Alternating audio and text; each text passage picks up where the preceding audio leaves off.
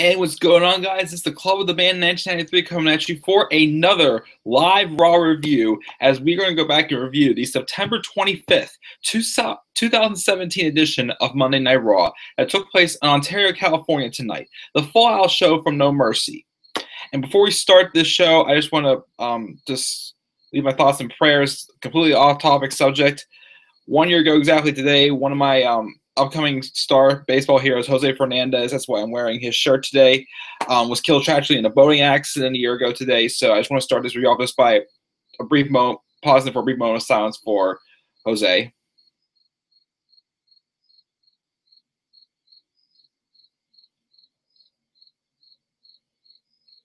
Thank you, guys. I just wanted to get that out here. And what's up, Lunatic Cringe? Cool to hear from you again, man. So about tonight's episode of Raw. Now, I'll put it this way. It was better than I thought it was going to be.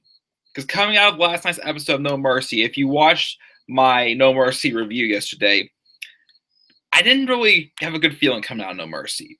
Although I liked the show, I am like we was leaning forward. Because to me, it personally felt that the only person who had a future was Roman Reigns. Everybody else felt directionalist. I'm not sure exactly how I to say it really felt to me, in honest opinion. Like, nobody else felt like they had anywhere to go. Okay, oh no, I know how it felt. It kind of felt like the Royal Rumble 2015 in some ways, because it felt like everybody was like, endorsing Roman Reigns, or like they would, Miss TV, like, I want to have Roman Reigns on my talk show tomorrow night on Miss TV. So that right away, I'm like, here we go. Now, the thing is, though, I want WWE to prove me wrong on this. But I just got a bad feeling of what they're doing, setting the stuff up with Roman Reigns. That's why it's like I'm trying to get excited about some stuff because, again, I like Roman Reigns as a wrestler. I mean, hey, look, I'm gonna be completely honest.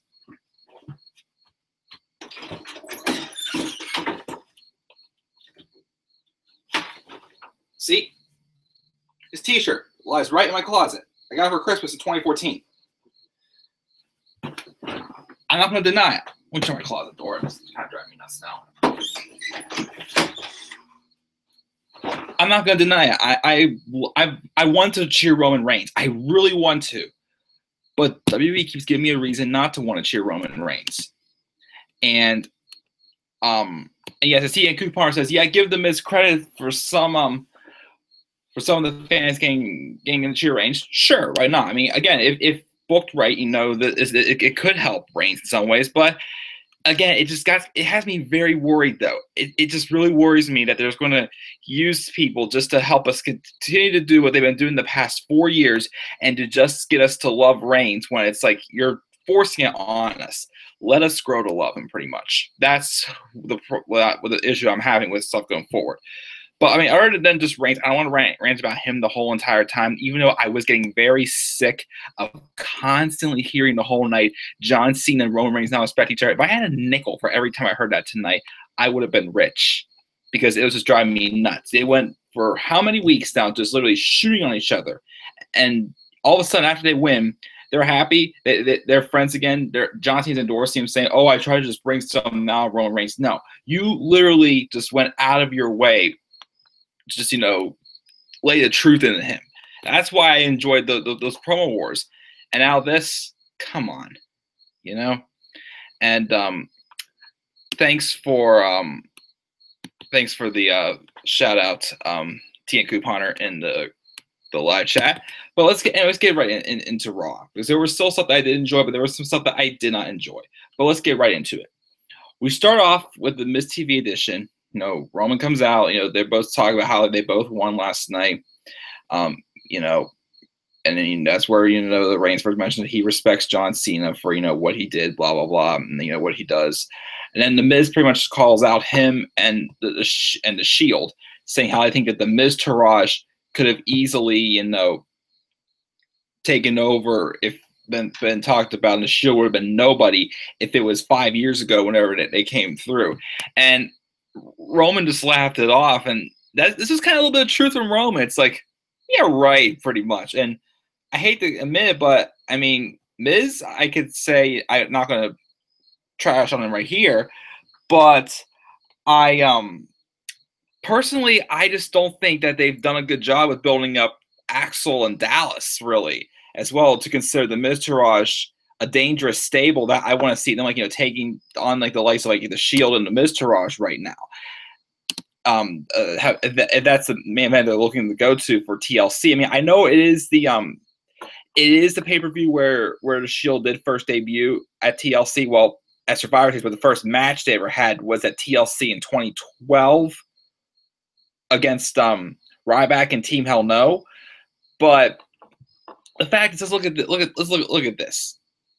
Roman Reigns taking on The Miz for the Intercontinental Championship, which is going to happen next week. So the Intercontinental title wouldn't be defended at all at the pay-per-view. You'll have Ambrose and Rollins not defending the Raw tag titles if that happens as well. To me, it's kind of like an awkward time, because why would you have two of your championships not be defended and both of them be in one match against the other? And if it was like a, let's see, like, like an Evolution caliber match, how it was between Shield and Evolution, sure. But as much as I'm fans of Curtis Axel and Bo Dallas, I still don't see them, like, being worthy as being, in, like, a big caliber match against a team that known, because I just don't want it to be, like, a squash match for the Shield, personally, because we know the Shield's good, but we want a challenge for them. I want to see a Shield reunion, but I'm not sure having the Miztourage that way. I would have loved to have seen the Shield and the Balor Club, but as how badly they've been booking the club, I wouldn't be able to take that seriously either. But anyways, it goes on where, the Miz, just lays the truth into, and this is where Miz lays his truth. And what I like about the Miz's promos is that most of them are true. He lays the truth in the Reigns thing. Reigns thinks he's on top of the world and everything, blah, blah, blah. So Reigns says, okay, then let's fight. So pretty much saying that he wants to fight the Miz tonight, and then the Miz is like, no, it's not going to happen. So Miz and the Miztourage tries escaping, and then Kurt Angle comes out saying that, you are going to face Roman Reigns later on tonight, which I thought was going to be the main event. That did not happen, but we'll see what happens going on when we get later into the show. And then he says, I'm going to make a match for coming up next between your two Miztourage buddies of Curtis Axel and Bo Dallas against Matt Hardy, and you can't fight Jeff Hardy now, because, as I announced earlier, Jeff Hardy has been injured with a rotator cuff injury, possibly also a torn labrum. He's probably been out for like 6 to 9 months. It hasn't been revealed yet, but that's what I'm assuming, because that's how long it took, like, Finn Balor and, like, Sheamus and, well, knock John Cena about 5-6 months from a rotator cuff. But if it's also a torn labrum, then he's probably gone for 6 to 9 months. But pretty much replacing Jeff Hardy was going to be Jason Jordan. So I'm like, okay. And for the most part, the match was solid. It wasn't anything spectacular. But, again, Dallas and Axel lost. So, again, it's like, okay, I mean, they lost in a decent way, but it's like it was a good match, but it wasn't convincing enough for me to think, oh, these guys are legitimate threats to the Shield. Just personal opinion again, honestly. But we'll see what happens. At TLC, Miztourage and Shield for both IC and tag titles and tables, ladders, and chairs match. That is if they do put the Intercontinental title on Roman next week.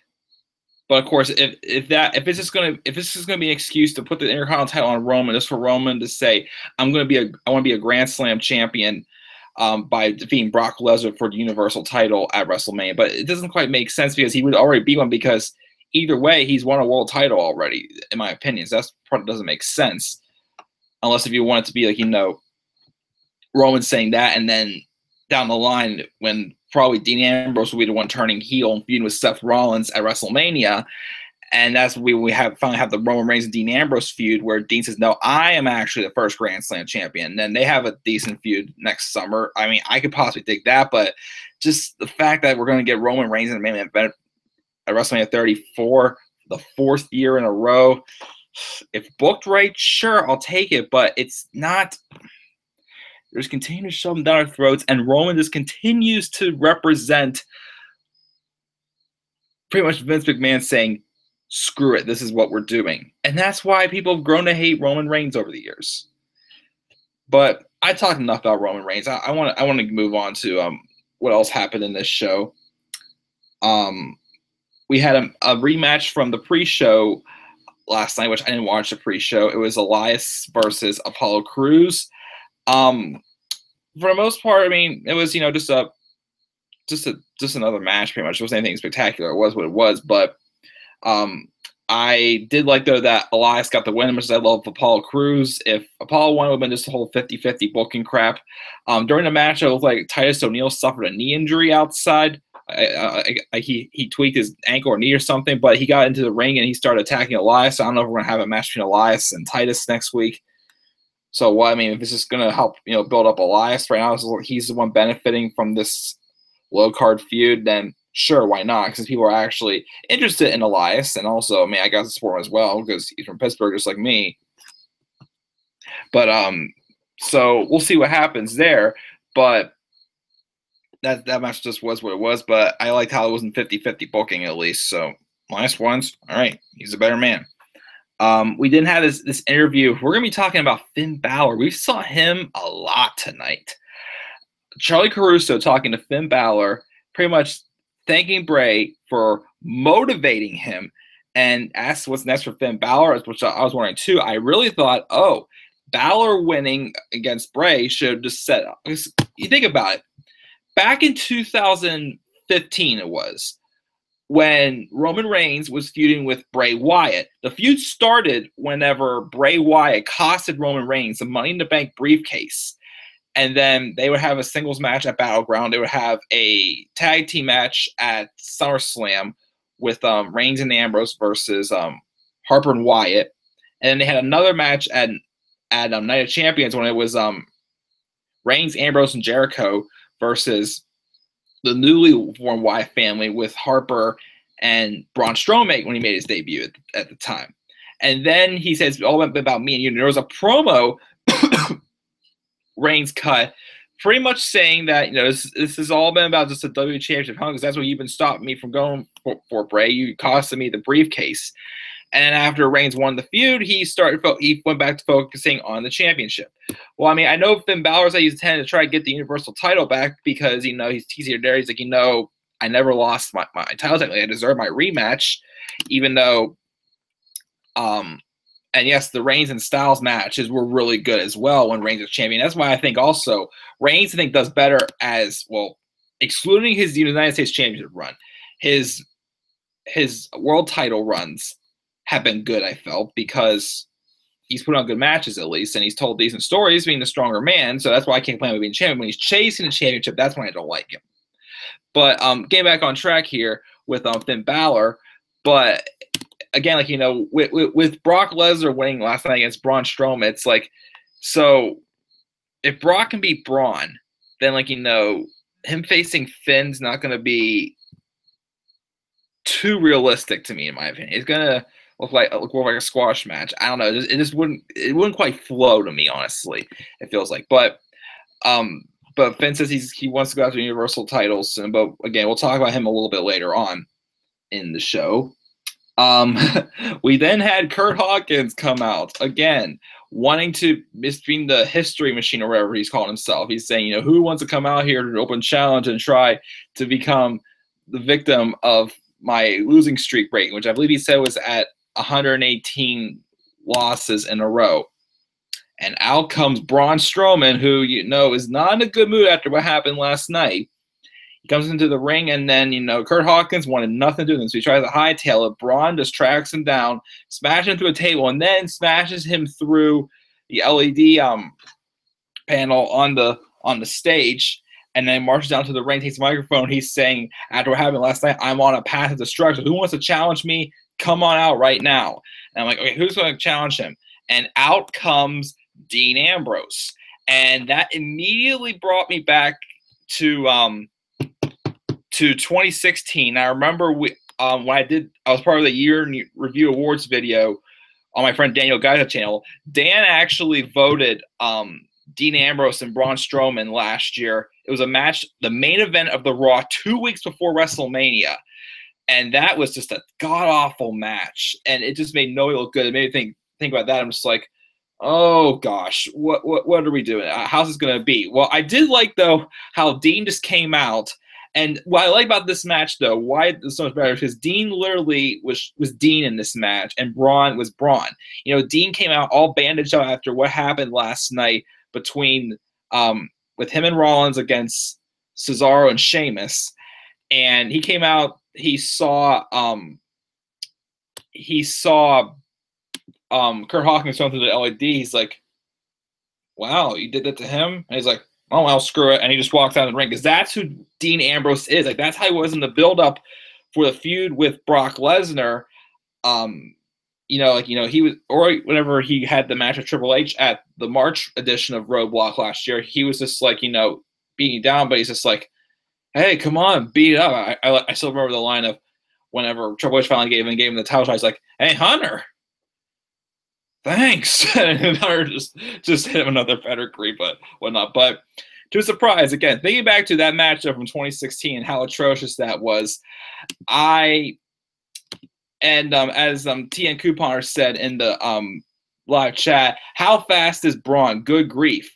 A year ago, Braun Strowman was with the Wyatt family. And as I feel, if WWE had no intention of pushing the Wyatt family, then Braun Strowman was going to fall right down with them. They split him up, made him his own, and now look what you're doing. Like, he went from being, like a guy who was just the stiffest of board that you just walk into, pretty much just like how Big Show is when he's booked at his worst. And now you have a guy 6'8", nearly 400 pounds, just like, flying around the ring and being agile as heck for a big man. And that's what happened. Braun was throwing his best stuff at Dean. Dean was like the guy, being crazy enough to keep getting back up and trying to fight Braun. Just the craziness of him, and it all worked. Compared to that match we had last year, I think it was March 21st, 2016.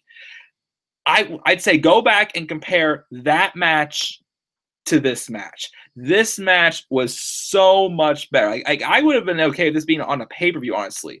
But if it still didn't lead to the same, what's next for Braun Strowman, though? It didn't, give a direction for Braun going. Other than the fact that it was like, Braun getting back on track, having a good opponent in Dean Ambrose to fight. So cool. We're moving on with that. But again, a lot better match than that match we had last year. And then we have a couple backstage segments. The first one was good old new Cruiserweight champion Enzo Amore, which I'll talk more about later, asking Kurt Angle if they can throw him a celebration party for him winning the title. And, Kurt was not for it. He's like, all right, fine. I'll do it, whatever. But he didn't sound like he wanted to do it. Again, we'll talk more about Enzo at the end of this review. And we had another backstage segment with Seth Rollins giving Dean Ambrose ice and caution stop being so self-destructive and whatnot. Like, saying, I hear you were a singles competitor then, but now you're a tag team champion. And we have a team. We got to work together here and whatnot. It kind of, to me, first started thinking, oh, so is this, Rollins telling Ambrose what to do? Is Dean not going to take that? But Ambrose is more like, yeah, whatever, whatnot. But it could be a start of some type of tease, like a little bit of tension down the line. If I keep predicting right, they would probably split them up whenever. I feel that, the Raw tag titles should, by right, in my opinion, be dropped to the Revival when they come back by the end of the year. And that's when you do the turn on Ambrose and Rollins turn on. Ambrose turns on Rollins probably around there before the Royal Rumble, and then that sets up their roles reverse feud. But then Rollins says he asked for a match this week against Braun Strowman, so I'm like, okay, whatever. I mean, it's still kind of fresh, but it's kind of random, but whatever. And then he says, I have a match against Sheamus. So he said, just sit back here because, Cesaro can't do much. So I wondered if they only had, kind of wrote Dean out, like, had Dean get, like, beat up a little bit just so he wouldn't come out there because Cesaro wasn't going to do anything because of his teeth that what happened last night. Yeah, by the way, I wonder, how the Tooth Fairy treated Cesaro last night, or how The Rock did, since The Rock played Tooth Fairy in that one movie. Just had to throw that out there. But to quote Marv Merchants from Home Alone 2, hey, didn't lose any teeth. So, but we'll talk about that whenever we get into the match for the 8th time or whatnot they fought recently, Seth Rollins and Sheamus. But before we get there, actually, we get to this promo, and let me tell you something. The facial reaction from Alexa Bliss in this promo is going to be the thumbnail for this review whenever it's posted afterwards. We had this promo with Alexa Bliss coming out to the ring, which I'm not going to deny. I was kind of curious with the way Alexa was dressed a little bit. But then with what it led to, the line of the night by a certain person that I'll mention when we get to there, I'm like, that fit perfectly, you know. Like, again, like she came out, and again, like, you know, I don't really want to, you know, like say I you know, look at girls like certain way than the wrestlers, especially since, you know, I'm not a single man. But it was pretty obvious that Alexa Bliss was dressed for a certain reason tonight. Alexa comes out and by right said she is a goddess because she did beat 4 other women's superstars last night, and it wasn't like, you know, like a cheap cheating win. She won clean. She had a great showing in there. I mean, yes, you know, she didn't want anything to do with Nia, but she didn't look like she was as afraid of Nia last night as she's shown the past few weeks. And Nia was probably had one of her more dominant performances on the main roster as well. She beat Bayley, and she pretty much said, I beat everyone in the women's division. And out came somebody who she actually did, and I did watch Raw Talk last night, who she did kind of call out on Raw Talk last night, Mickie James. And I've been saying all this year, why did they bring back Mickie James if they were doing nothing with her? When she came back, her and Alexa were an alliance on SmackDown, and Mickie had a feud with Becky Lynch, a non-women's feud that I thought was excellent. But personally, I thought that was more of those you know, table-setting feuds, just to set up for, like, you know, what's yet to come with Mickie James. And they had that SmackDown Live 6-pack challenge at WrestleMania, which I know a lot of people didn't like. That it was like a multiple women's WrestleMania match, but personally, I felt the only reason why they did that was just to create that doubt that Naomi was not going to be able to be in the match. But when I did that, I thought, okay, maybe they'll have Alexa and Mickie both in the match, but, like, you know, a little bit of tension, but nothing really, like, you know, too serious. And what happened, they had Mickie, like, officially, you know, turn on Alexa, and they put them both on Raw. And honestly, my honest opinion, if you were going to do anything with Mickie until now, why not just kept the alliance together? Or at least gave Mickie something to do instead of just being literally a jobber. A 6-time women's champion, a future Hall of Famer, has been a legit jobber ever since coming over to Raw in the Superstar Shakeup. But when she came out tonight, it pretty much showed that, hey, this woman's a 6-time women's champion. If she cuts promos like this, by all means, give her a title shot. And I'm looking forward now to this match that was probably going to happen at TLC. Probably setting up eventually, though, for Alexa Bliss to also eventually be dethroned by Asuka, who is supposed to be debuting at TLC. I'll mention again my possible opponent a little bit later in this video for her. But I just love this promo. To me, this was my favorite moment of the night. Mickie coming out, pretty much trying to get Alexa to admit what she said on Raw Talk last night, talking about how Alexa pretty much called her an old lady, and, like, you know, Alexa kind of, you know, wouldn't look Mickie in the eye, kind of saying, you know, well, you know, people appreciate you, and you were good back then, but, you know, I want you to break your hip. Or she said a couple other things, and then Mickie kept saying, come on, you know what you said. And she almost the fact that you beat all those women last night, but you did not beat me. I'm Mickie James. I'm a 6-time women's champion. And I was let me look up exactly what she said again, because I want to get this as accurate as possible, because what she said was so perfect. And again, goes back to what I said before about I was curious of why Alexa was dressed the way she was. Let me look this up. Mickie James. So I want to get this line right because I love this. Come on. Aha, here it is. Mickie said, I have broken down barriers for women in WWE all before you were wearing a training bra.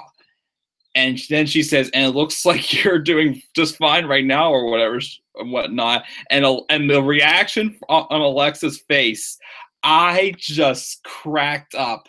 That was like my moment of the night. I'm like this, boom. Like that was like my moment of the night, honestly. I enjoyed it. But then finally, Alexa, looked her and Mickie in the face and just called Mickie an old lady, saying you can't do this anymore. And Mickie just attacked Alexa.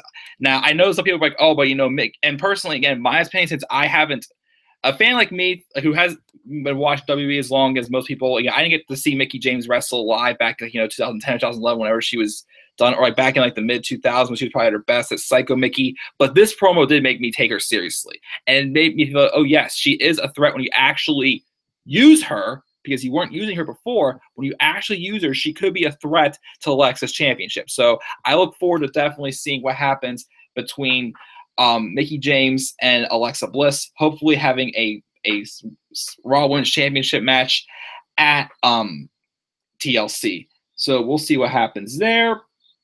We then had Seth Rollins face Sheamus for the 8th time. Cesaro was out there, ringside. He didn't really do anything because of his he didn't really have the couldn't do anything because of his teeth. And then Seth beat Sheamus. So honestly, I loved, and I remember I was at my friend Daniel Guys' house last night, and I forgot who he said mentioned this on Twitter, because I want to give him credit as well. But someone mentioned, like, what if you had Sheamus and Cesaro and Ambrose and Rollins have a ladder match at TLC for Raw Tag Titles? I'm like, that's cool, but my thing was, how are you going to get them there? Like, what was the point of Seth Rollins fighting Sheamus again tonight if their feud did end? And if Rollins did beat Sheamus, how are you going to get? Are you going to get Sheamus and Cesaro another tag title shot? Especially if it looks like now of a Shield reunion and the Shield taking on the Miz Taraj and probably the main event of TLC next month. So it doesn't look like that's going to happen, but I would have loved to have seen that match. I got to give that a cheap plug. But the match itself, again, it wasn't anything too spectacular. It wasn't awful, but we've seen how many times. Don't want to see this match for a while. And then we had this backstage segment where I thought, oh, we're actually giving Finn Balor a direction. I thought this could have been a good feud.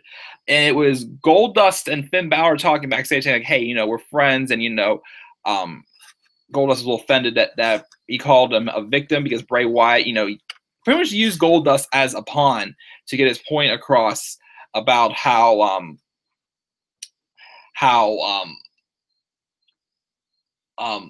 just hiding behind the face paint, is not going to make any difference or whatnot. And, Finn's like, I'm sorry if I made you feel that way. And then they shook on it, but then Goldust actually attacked Finn to pretty much solidify also that Goldust is still a heel, which I'm glad, because, as I keep saying, I was really digging those Director's Cut promos that Goldust was having when he first turned heel on R-Truth back in May. Goldust is just so underrated. I really was hoping they were going to go with like a long-term feud between, or even just a one-time match. Even if they did like a match or two on Raw and had the final match at TLC between Goldust and Finn Balor. I'm like, sure, it was fresh. I would have loved to have seen it, but beat him down and then set up a match to end up for later on tonight, which we'll get to that in a little bit. And then we had a match that I thought was going to be the main event tonight. Roman Reigns versus The Miz for the Intercontinental Championship. Oh, no, I'm sorry. It was not for the title. It was a non-title match, but I knew it was setting up for it. Reigns is going to beat Miz clean and get an Intercontinental title shot next week, which that's what happened. The Miz Taraj tried causing the distractions, not getting the but it wasn't, succeeding for The Miz at all. The Miz kind of was, running away from Roman Reigns, which to me just doesn't feel like anything new for Roman. And again, like I said earlier in this review, and I don't want to go back on my Roman Reigns rant again. It's like, I want to love Roman Reigns. I think he's an excellent talent. I just don't like how he's just being booked terribly. And to me, just looking at him, it just pretty much Vince using him just to say, screw this, we're doing this our way. We don't care about what you guys think. But, The Miz lost after Roman beating him with the spear. And then after the match, though, the Miz Taraj did have several beatdowns on him. It was just, just them, and then Roman broke out of it. But then they brought in chairs and started attacking Roman that way. And then the Miz Taraj was walking out. But then they turned around and noticed that Roman was getting up. And I thought, and then go back again, I'm thinking, oh, maybe this is when Ambrose and Rollins come out. But that's not what happened. As Roman said earlier tonight, Seth and Dean, they're doing their thing. I'm doing my thing right now. But then they pretty much finished off the attack. from Reigns and hit the skull-crushing finale on Reigns with Reigns going head first to a steel chair, ending the beatdown. And as T and Couponer said earlier, it's like the Miz did cause Roman to get some cheers, but again, personally, what's tough for me to cheer. I want to cheer the Miz more than Roman. Besides, what I keep saying about him being booked right, is that the Miz keeps speaking the truth, and that's why I keep getting more interested in the Miz, because despite he's the heel, he does walk away from some fights sometimes. But when he thinks in his favor, he's all in for it. But the problem is the Miz's promos that makes me want to get behind him and cheer for him is that he's telling the truth, and that's just the funny part. And that's why I would rather see the Miz Taraj get a win over the Shield, because I just keep getting afraid that if the Shield get back together, they're just going to use that just to help platform Roman and to make him look good. Just kind of like how they did last year when they kept having the same matches over and over with Roman and Seth taking on Jericho and Owens. Like, that's what I'm afraid is going to happen if you do a Shield reunion right now. Besides all the fact I said that I think Axel and Dallas may build up better. But again, I'm going to say I did enjoy this beatdown. I thought it was a nice way to make the Miz Taraj kind of get somewhere looking strong, but we'll have to see going forward. As it looks like we are going to get a TLC match at TLC between the Shield and the Miz Taraj. And also next week it was announced also that we're going to have Seth Rollins versus Braun Strowman, and we're also going to get Roman Reigns versus the Miz for the Intercontinental Championship. So again, I had bad feelings about that match for the Intercontinental title, but again, WWE, just prove me wrong, please. If you're looking forward to it, that's awesome. But just me, it has me a little bit worried. But again, prove me wrong, WWE. And that's when I thought the show was going to end. But we did get that didn't. And we got for the third hour, I thought was not too bad. I was always thinking back to the Raw in Pittsburgh on July 25th, I think it was. Or 31st. I can't remember the exact. I think it was July 31st. Because that was Raw in Pittsburgh. I was in attendance there. That the third hour just fell flat because after that great triple threat match. But this third hour, despite stuff I didn't think should have been a main event, even though what ended up being the main event was pretty good. The third hour was decent for me, in my opinion. Well, actually, except for what happened after this match, we did have the Finn Balor and Goldust match, a fresh match. Kind of hoped they would have.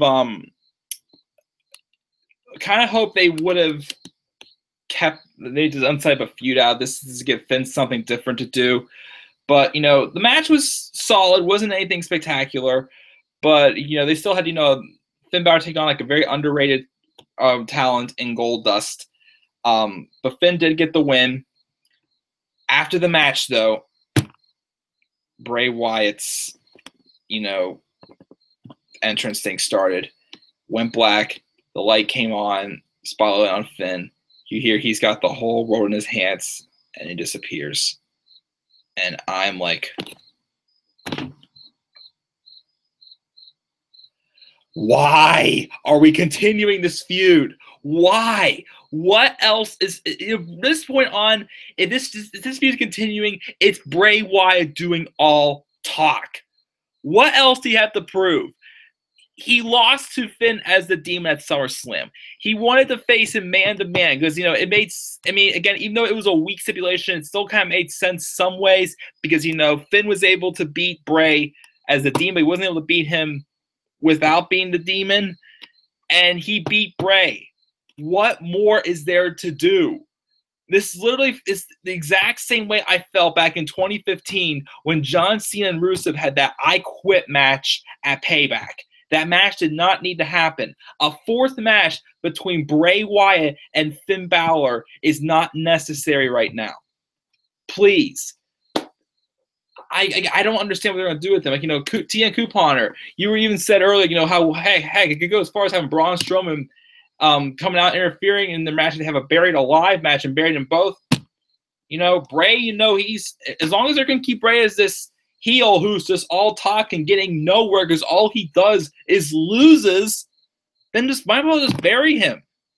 Just bury him in a buried alive match. Never see him again. Send Bray off to New Japan Pro Wrestling, somewhere he's going to be taken seriously because this guy is a talent that's probably one of the hugest, most underutilized wrestler ever. they should have done. He should have been the one who won the Royal Rumble this year, or when Orton turned on him, burning down the Wyatt family compound, it should have been a double turn. That's what should have happened.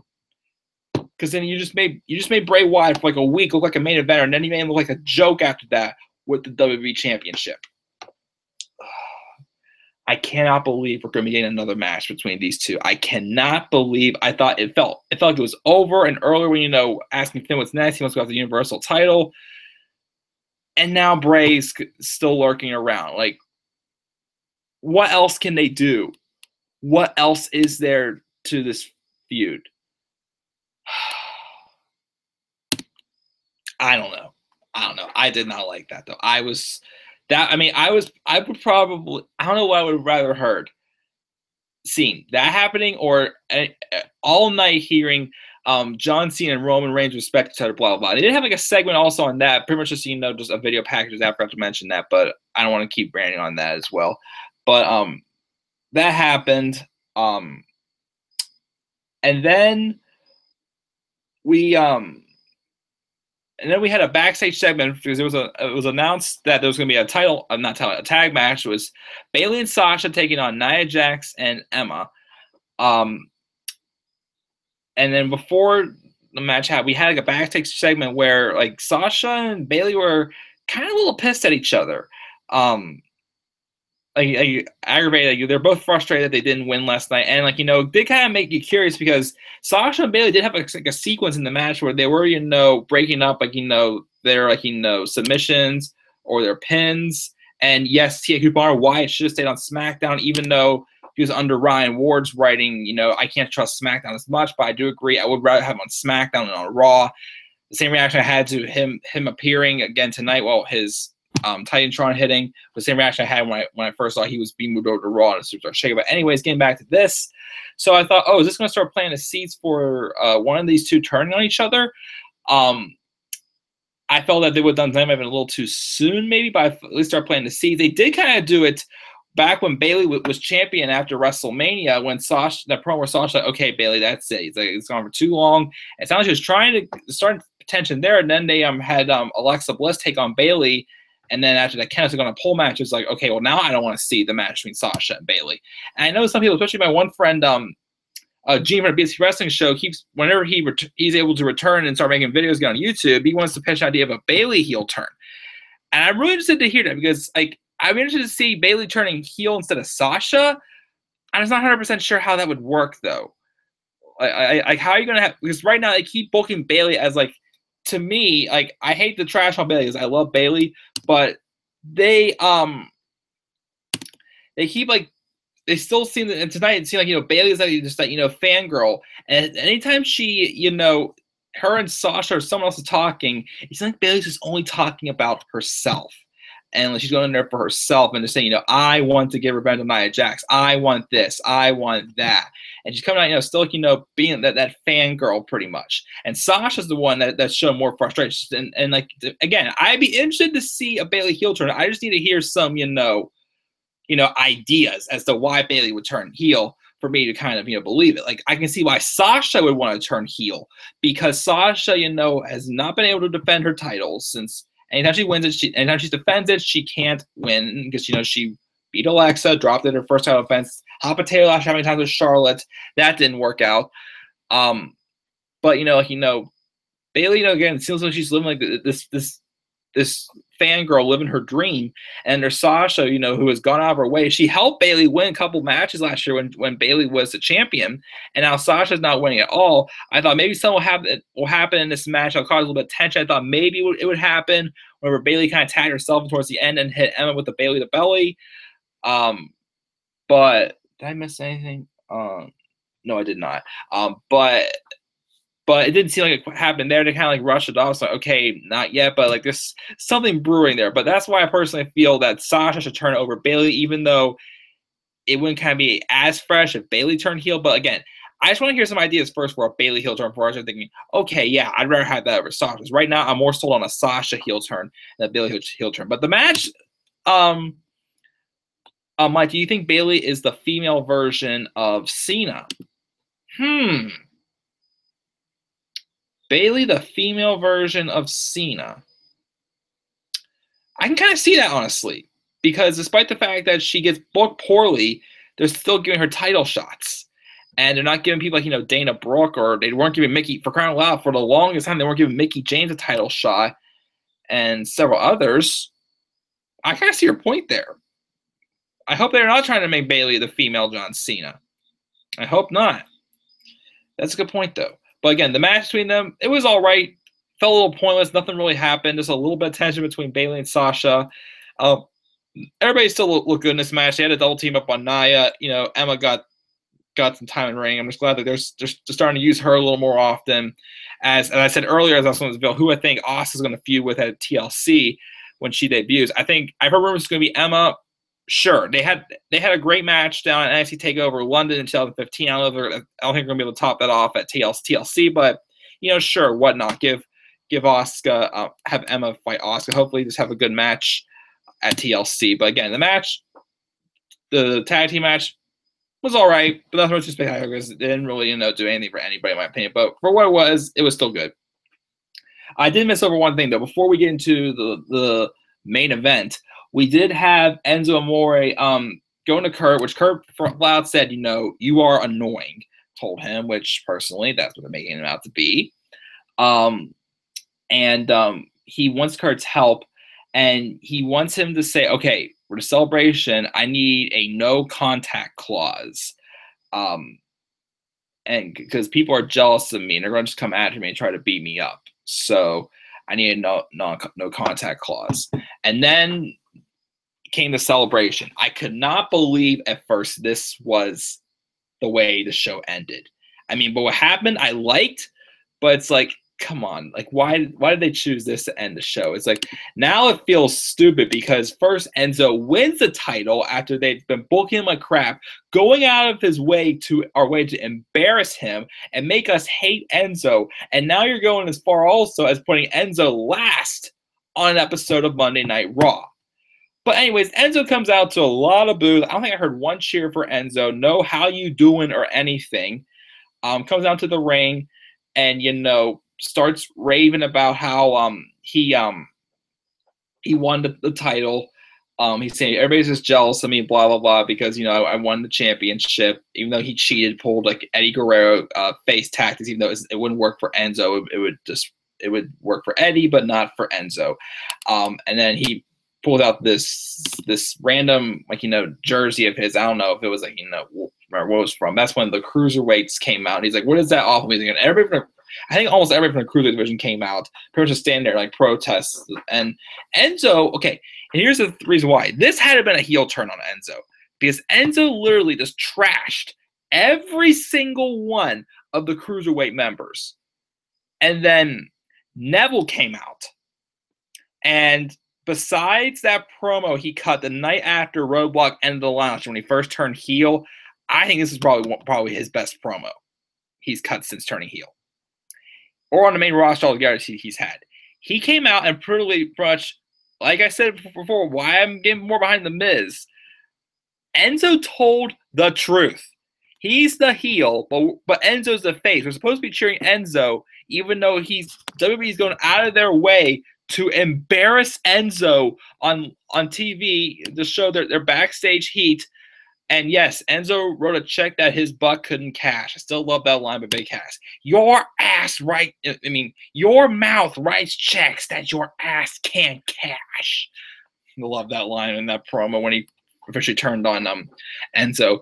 But Neville just came out there saying, like pretty much how we all feel, you're a disgrace to the division, you're just an embarrassment to that title, whatnot, and just pretty much just laying the truth. Enzo, like nobody likes Enzo. It's true. We all know that backstage. They're going out of their way just to book him like crap. He can't wrestle. He can only win by cheating. And, we know we can all whoop your rear ends. And I really thought that everyone's going to go down there and just beat the crap out of Enzo. But Neville says, I am here to get you what you need. And just tosses the mic. And he starts walking down. And Enzo's like, you can't attack me. See, I have the no contact clause right here. Pretty much showing that Enzo is a coward. And why we want to cheer a coward.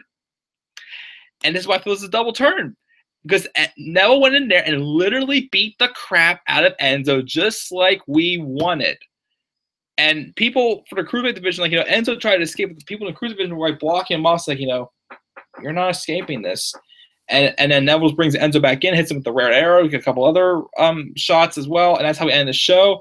Again, I hate the fact that Enzo's Cruiserweight champion, but I like this segment because it was all true. And to me, it should be considered a double turn. Enzo's a heel, Neville's the face. I think Neville's done great as a heel. He's held on to this, on taking this Cruiserweight division on his shoulders. And yes, hashtag thank you, Neville. Even though the whole division's been booked like crap, nobody has any character or charisma. It's hard for me to care. But, it felt like, I thought we were going to get some classic Nexus beatdown on Enzo Moore. And I would like to see that. Just a big beatdown on Enzo Moore. Because I'm sorry. They took a man who's part of one of the best, my favorite tag teams, and then they just trashed him for a whole year, split him up from his tag team partner, and now it shows that Enzo is legitimately nothing without Cass. And the only way he can win a match is by cheating. And, it is a disgrace to 205 Live creatively, but this worked. Hopefully this title reign does not last long at all. I will be pissed if he would beat Neville again, because if he cheats again, it's going to be nothing fresh. And maybe here's the thing. Maybe after Enzo drops the title, maybe he should just, go away for a while. Or help put, over other cruiserweights or somebody else at least. Because we just wanted to see him get laid out. And then when him and Big Cass come back, put him back together as a heel tag team. That would give him something to do, give him some direction. Because him being on 205 Live is not going to make him anything too spectacular. And yes, also Tian Couponer says, if Neville loses this feud, he should just go to SmackDown because he has nothing. Because honestly, what else will Neville have to prove in the Cruiserweight division? Just like how I felt about Austin Aries, and Austin Aries wasn't going to get moved to, taking on, main competitors and not just cruiserweights. And then he got released. He asked for his release, but I want to see Tian Couponer's idea of Neville going to SmackDown feud with AJ Styles for the United States Championship. Sure, take my money. I'll do it. But I don't know if WWE would pull that trigger, though. We'll have to wait and see. But that's how the show ended. And, I know there was a lot to talk about in this episode of Raw, even though it was kind of like, an average show, just things I liked that I didn't like. I enjoyed it for the most part of what we got. It wasn't my favorite episode, but stuff that was good, I thought was good. I like, Alexa and Mickey. That was probably my favorite segment of the night. We had a good match between Dean Ambrose and Braun Strowman. Again, makes it for that terrible match from last March. What else we got? That I liked. I liked the ending segment. I did like the beatdown on Roman Reigns by the Miz Taraj. Everything else was like average or was what it was. I'm sure I probably missed something else in there as well. But again, thank you to Tian Couponer, Lunatic Cringe, and anybody else who tuned in for this live stream. And if you're watching this afterwards, please make sure to leave your thoughts also on Monday Night Raw as well. Before we go off the air, though, let me just look at my Twitter poll, and I'll give you my grade for the show as well. Here we go. Let's just refresh SmackDown a moment just to see something here.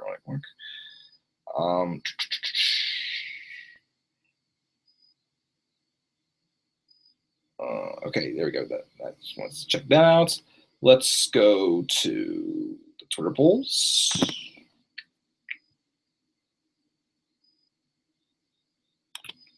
While I'm pulling this up, what grade would you give Raw tonight? Leave your thoughts in the live chat or the comment section down below if you're watching this afterwards. Thank you also for the plug, Tian Couponer on Twitter. Okay, so I got 10 votes for this week's episode of Raw. 20% said A, 30% said B, 30% said C, and 20% said D. To me, it wasn't a good show. It wasn't a great show. It wasn't a terrible show. It was a back and forth show. Again, things I liked, things I did not like. Again, I didn't like, John Cena and Roman Reigns' respect getting beat to death. I didn't like the thing with Balor and Wyatt starting back up again. Everything else was was just average, which was what it was pretty much. Not terrible, but not really something that I would remember from years down the road. So that's why I'm going to agree with what TN Couponer says. I'm giving Raw a C tonight because it was a back and forth show. Nothing really too much to really write home about. Again, leave your thoughts down in the comments section below. And please click that like and subscribe for more content on this channel. I'll be back up here live again for my SmackDown review tomorrow night. And hopefully, again, even though I keep saying I'm really worried about the direction WWE is going, since I feel that the only person who came out with a direction from Raw last night, from No Mercy last night, was Roman Reigns.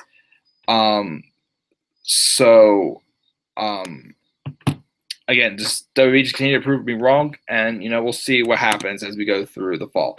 So thanks again for watching, guys. Please also make sure to follow me on Twitter at DemandAirboy93. And again, with that, guys, I am signing out. I'll see you guys tomorrow night for SmackDown live review. Until then, guys, have a good night.